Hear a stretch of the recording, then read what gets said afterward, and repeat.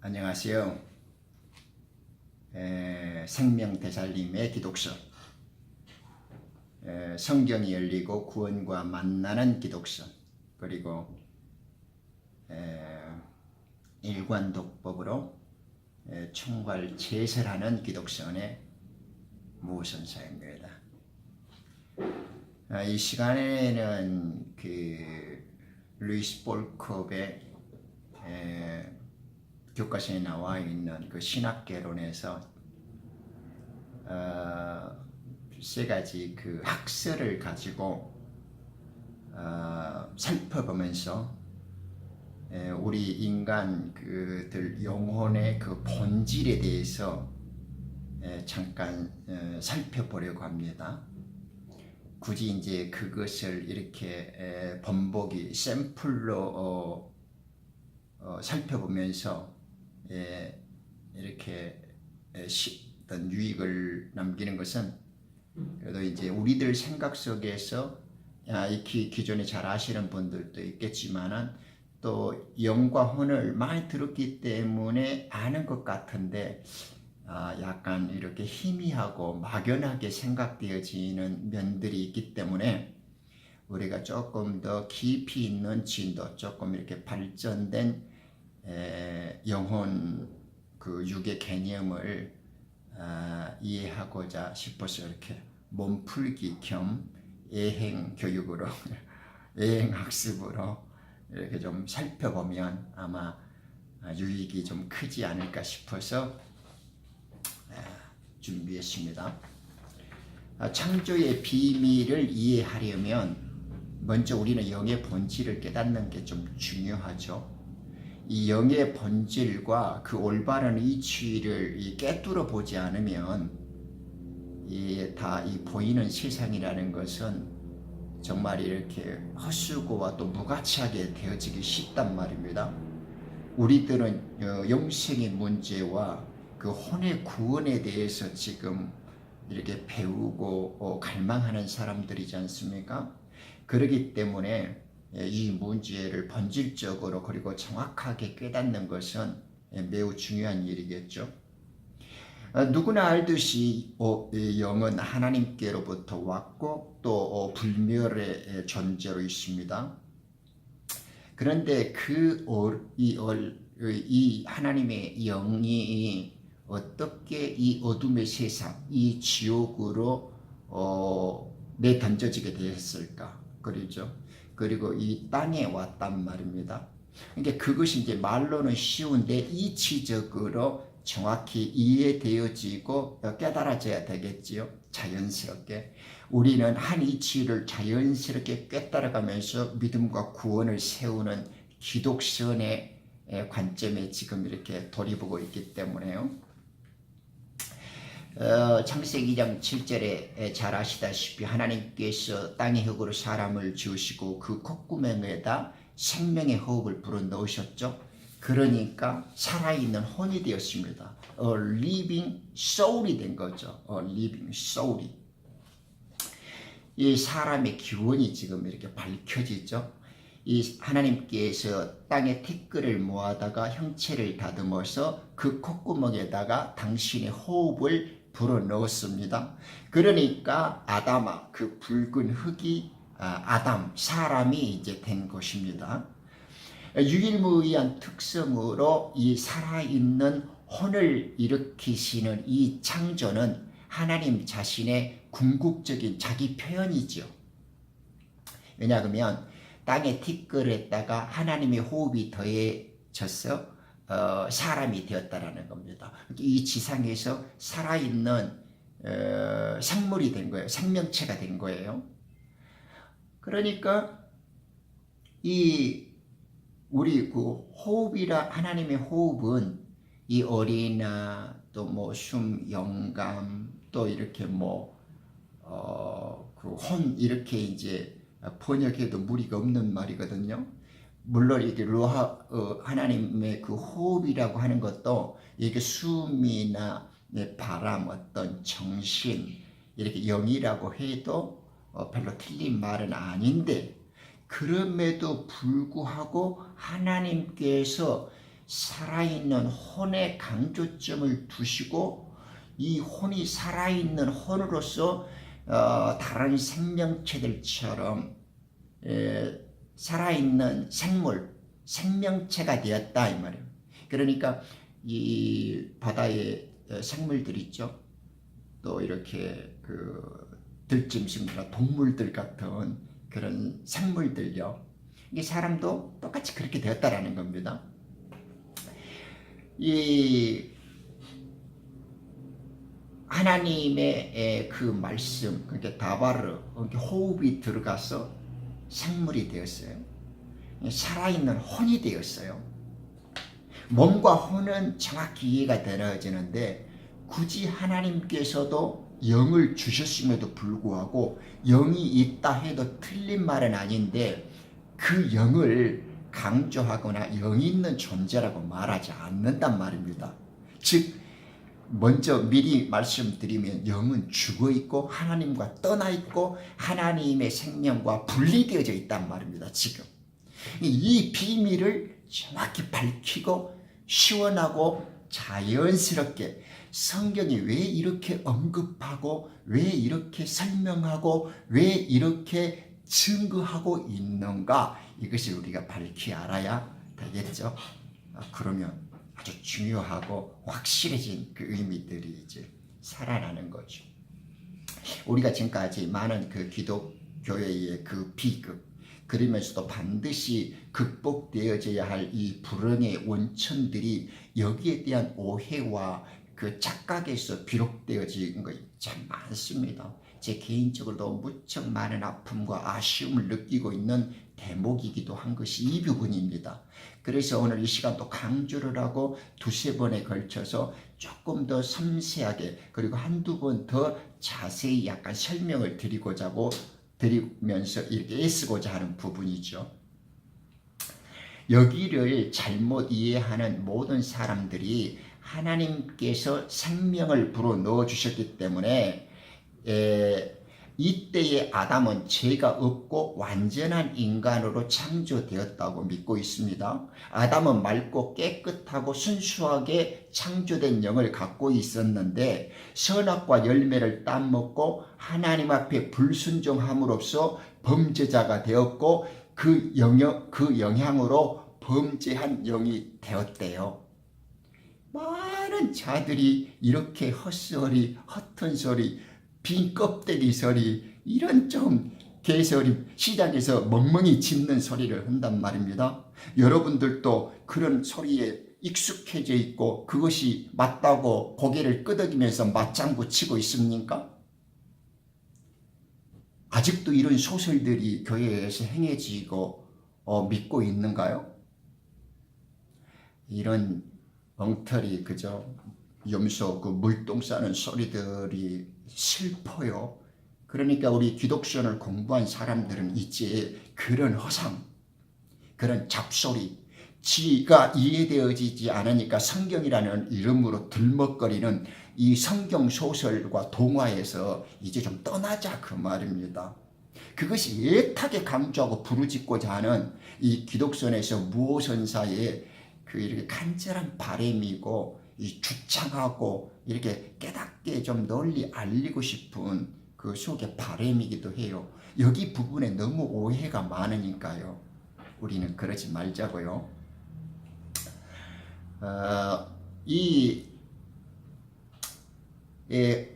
이런 식의 그 어떤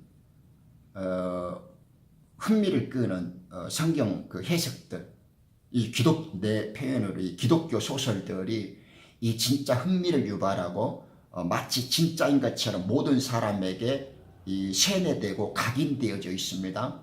아담 범죄 이후 모든 후손들은 그들의 원죄와 그 영향력 아래 모두가 타락하게 되고 마침내 한 통속이 되어서 통째로 한 가족의 인류가 되어졌다는 이 성경 그 원죄와 에덴 동산의 기독교 소설이고 이 장편 소설이에요.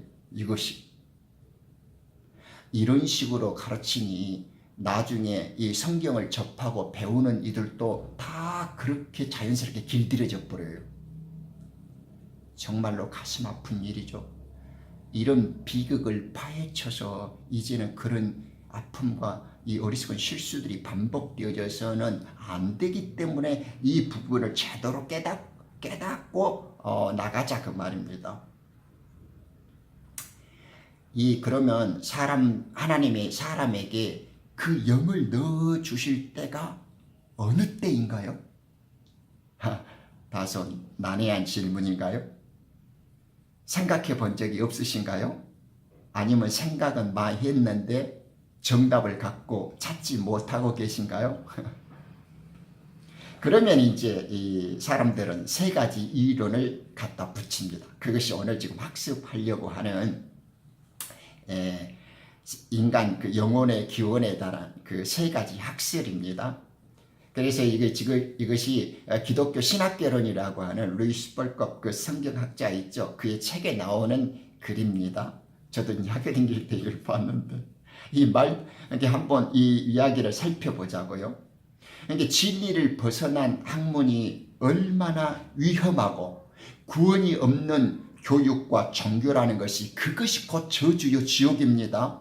우리가 허튼 소리 잘못된 거 열심히 시간 내서 배우면 우리들만 개판되고 우리들 영혼만 마귀의 소나기에서 장난감이 되고 노략질 당하는 꼴밖에 안 된단 말입니다.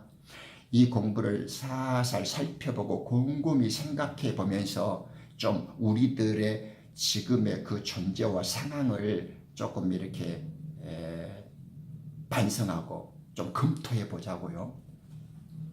여기에는 세 가지 학설이 나옵니다. 첫째, 선제설이라고 합니다. 어떤 그 사변학자들은 사람의 영혼이 전세에 존재했었대요. 그리고 이전에 발생했던 이 영혼들이 현재 영혼이 되었다고 주장합니다. 그런데 지난날 이 견해는 많이 호평을 받고 또 자연스럽게 그런갑이다라고 조금 일반적으로 알려지기도 했었어요. 그런데 이제 오늘날 이런 학설들은 거의 환영받지 못해요. 왜 그럴까요? 두 번째는 유전설이라고 해요. 사람의 영혼은 출생할 때 육체와 함께 번식이 된다고 하네요. 그러므로 그것은 부모에 의해서 자녀들에게 전달된다고 합니다. 만일 예수님께서 육체와 영혼을 다 같이 죄 있는 마리아에게서 받았다고 하면 이때 조금 난관에 봉착하게 되죠. 아니, 예수님은 무지하게 태어나신 분인데 죄인에게서 죄의 유전을 받아서 태어났다 그러면 예수님도 당연히 죄인이 되지 않습니까? 이 유전설은 조금 어렵죠.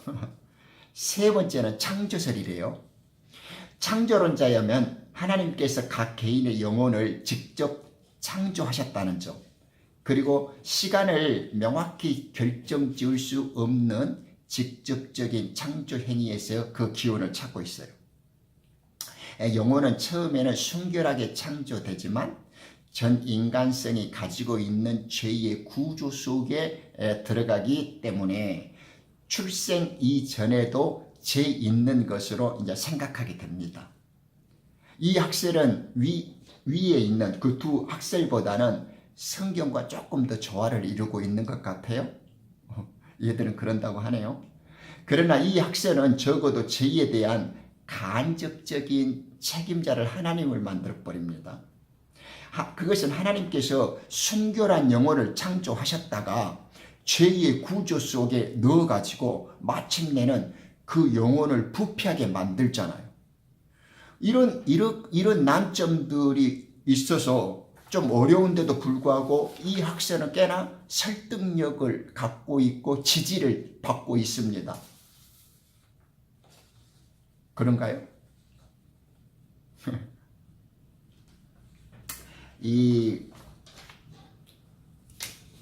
이렇게 얼른 들으면 맞는 것 같은데 한 번만 깊이 생각해 보면 얼토당토 않는 이야기입니다. 한번 생각해 보시죠.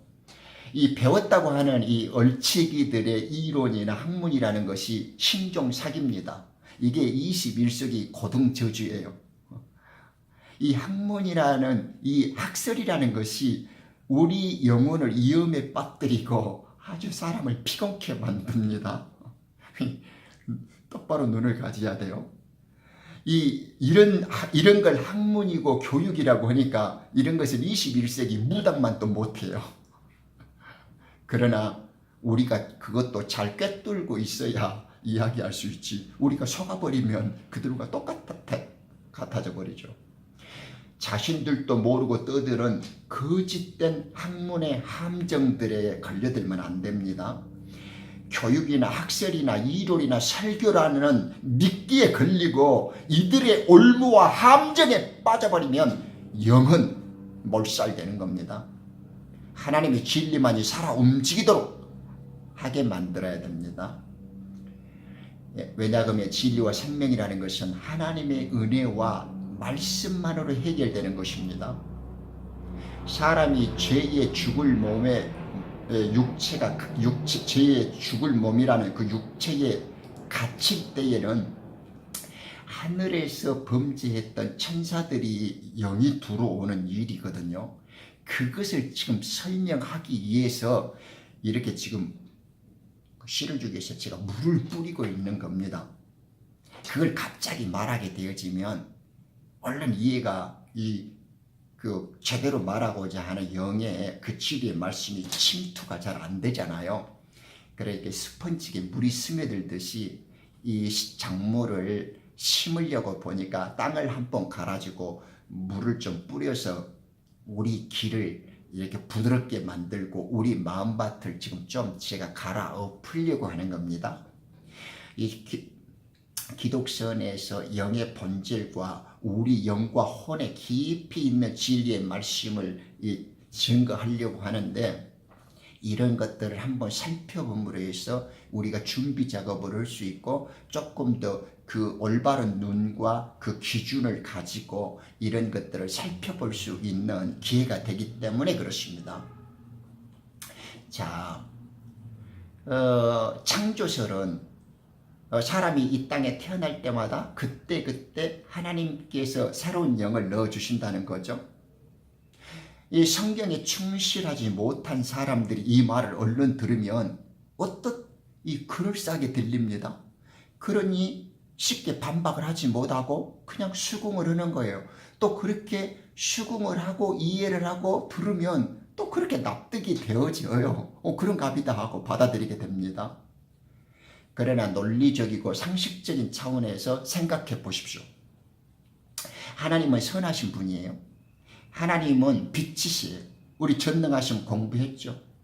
하나님은 포도를 낳아요. 하나님은 좋은 나무이기 때문에 좋은 열매만 맺을 수 있죠.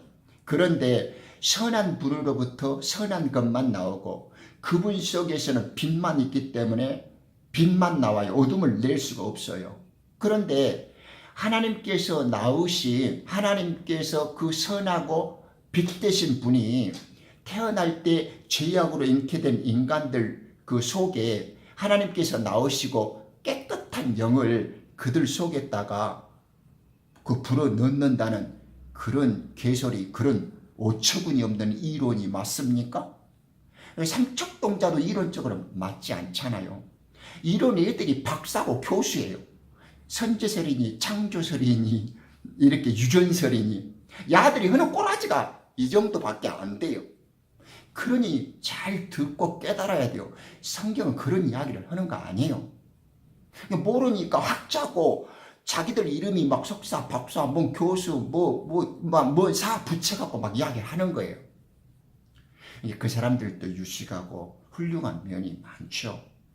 그러나 훌륭하고 세련되고 멋부리는 것과 구원과 생명은 별개의 문제단 말입니다. 광명한 천사는 우리들의 원수일 뿐이지 멋있고 세련되고 우아하다고 우리 생명이 될 수는 없는 거죠. 그러니까 보십시오. 아무 죄도 알지 못한 영이 태어나면서부터 더러운 죄악 가운데 태어난다는 논리는 진짜 하나님의 성과 공평에도 맞지 않는 일이죠.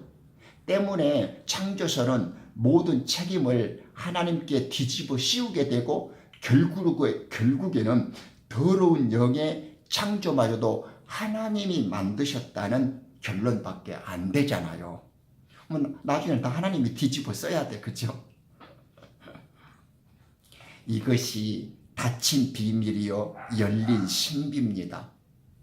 학문에서 말하는 선제설이니 유전설이니 창조설이니 이런 것들이 말은 세련되고 우아하고 얼른 듣기로는 그럴싸한데 성경이 무슨 말을 하는가? 하나님의 뜻을 읽어내고 구원의 진리를 생명적으로 전파하는 데는 무익하고 부가차고 아무런 유익이 없는 것들이에요.